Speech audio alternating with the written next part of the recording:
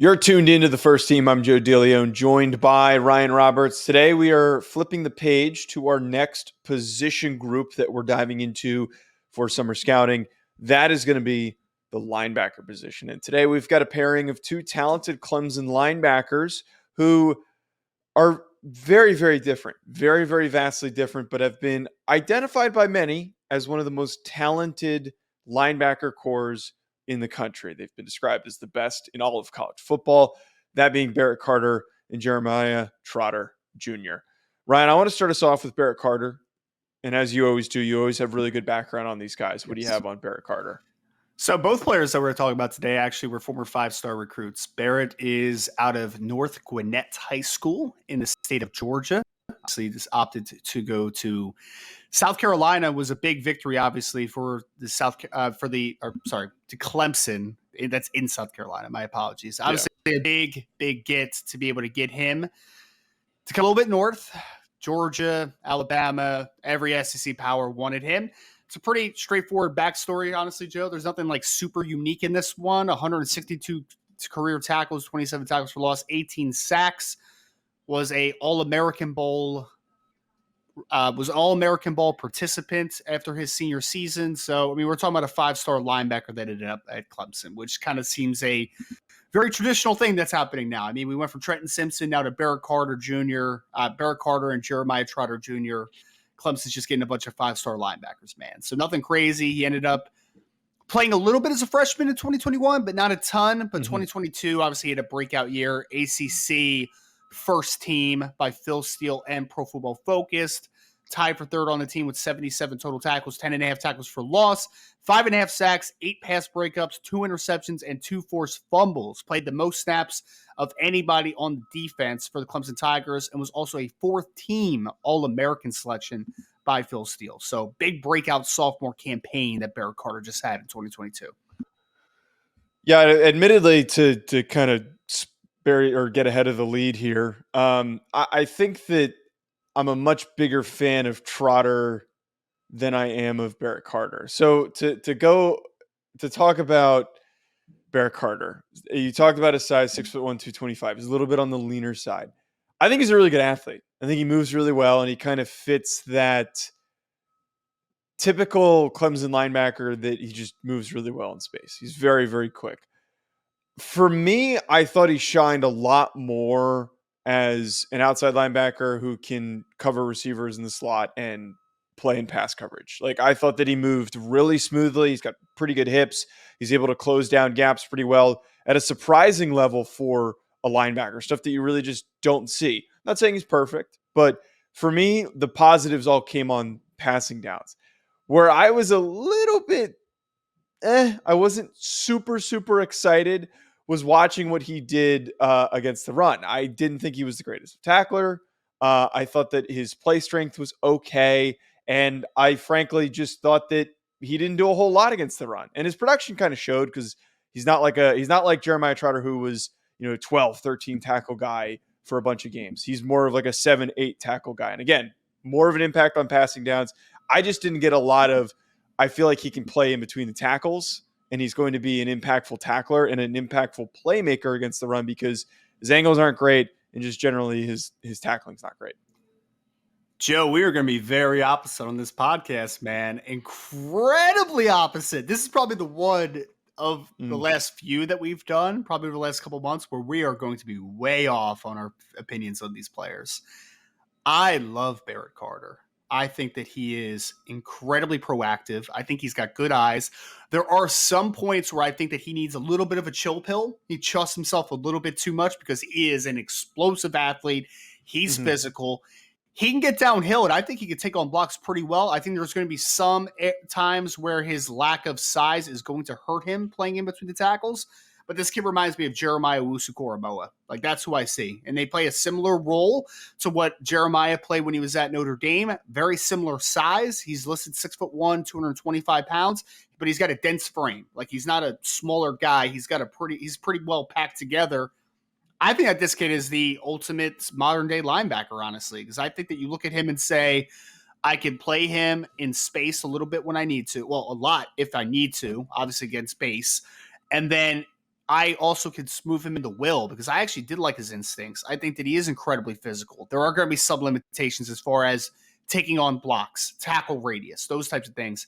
But I'm talking about a proactive athlete that can move, man. This kid's explosive. I think he's very, very good. So we're going to be a little bit opposite on this one. I think that he can, like, again, I'm not, I understand and realize that he's a really good athlete and that he moves really well. And I actually, like, I don't have any problems with his instincts. I think that, like you're talking about, he is pretty reactive and his instincts and coverage are great. Like, he covers really, really well. And I think for that, of course, right when I'm recording, these morons pull up this freaking lift up on my apartment to mess with my gutters. So I don't know if this is going to get picked up in the background, but these.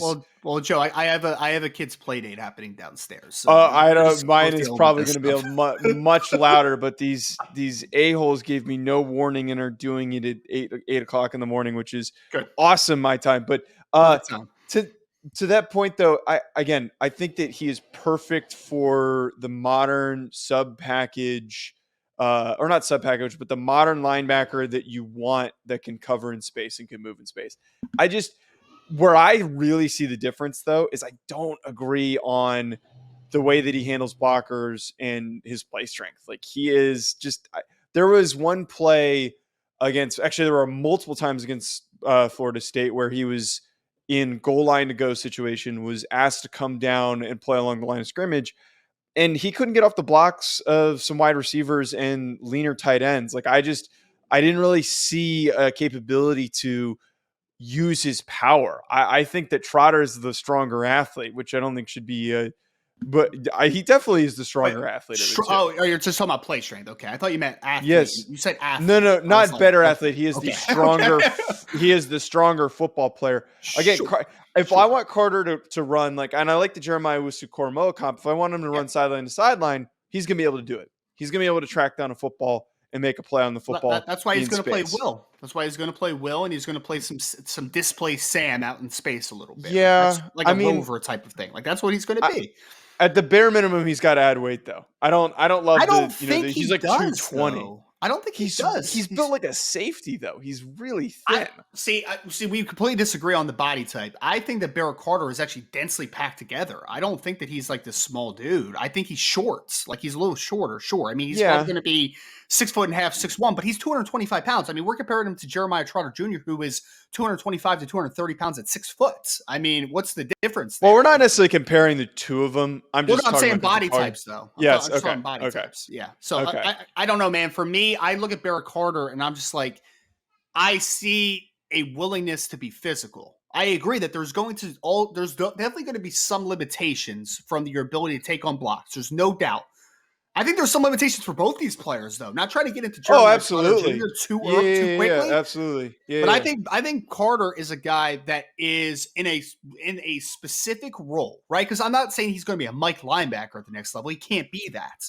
But as a guy that plays some Will, a guy that plays some Sam, a guy that plays in space a ton, I can blitz him off the slot. I can play him in man-to-man against certain tight ends and slot receivers. This kid's a weapon, right? Like, Joe, this conversation was the same thing we had with Jeremiah Owusu-Koramoah. And I'm not saying between me and you. Yes. I'm saying in general. Everyone was like, where do you play Jeremiah Owusu-Koramoah, right? Like, and the answer is that you need a defensive coordinator who's creative. There's no doubt about it. If you pigeonhole Jeremiah Owusu-Koramoah into being just an inside linebacker that's all he does is read tackle to tackle, then yes, he's going to struggle at times because that's not utilizing him best.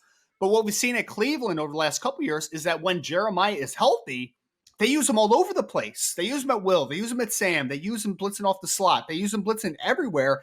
And I think as long as Barrett Carter goes to a system that asks him to do those things, kid's going to be a weapon. Like, he's going to be an absolute dog as a football player. So, yeah, I guess I'm just going to be a little bit higher. I understand where your hesitation is with it. Trust me, I get it. Because there is some creativity that needs to come with Barrett Carter. But I'm betting on this kid because every game I watched, he's everywhere, man. Like against the pass, coming down in pursuit, blitzing off the edge, sacking the quarterback, explosive kid finishing plays. So I think that makes up for the lack of length at times too, is the fact that he can close ground quickly. He's got insane closing speed. So I really like Barrett Carter, man. He is so far the best linebacker that I've watched in this class. And again, that's not a ton. It's not a ton because I'm literally working through linebackers as we speak. Like, what did you give him as a grade? He's a top 50 player to me, man. He is. Wow. I would draft him in the early second rounds, and I wouldn't hesitate about it. I really wouldn't. If he takes a step forward, because we're talking about a kid that went from All-American. We went from part-time backup as a freshman to All-American as a sophomore. If he takes another step up, I wouldn't be shocked if he goes to the late first rounds. I wouldn't. Like Jeremiah Wusu-Koramoah should have went if he didn't have that last-second injury concern about the hearts. He was going to go in the first round.